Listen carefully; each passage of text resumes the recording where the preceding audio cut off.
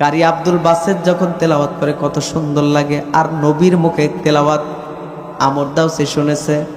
আব্দুল বাসেত তেলাওয়াত করে বিসমিল্লাহির রহমানির রহিম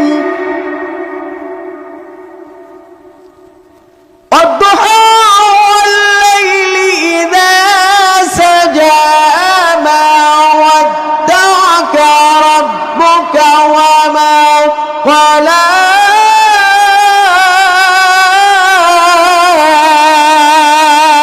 الله أكبر الله أكبر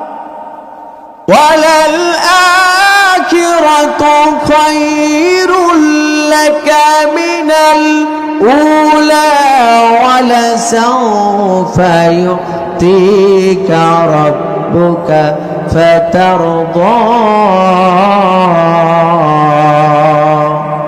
الله أكبر ألم يجدك يتيما فآوى ووجدك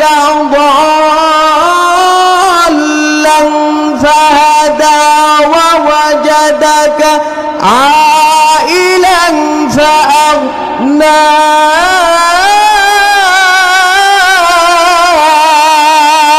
الله أكبر الله أكبر কি তেলাওয়াত শুনতে ভালো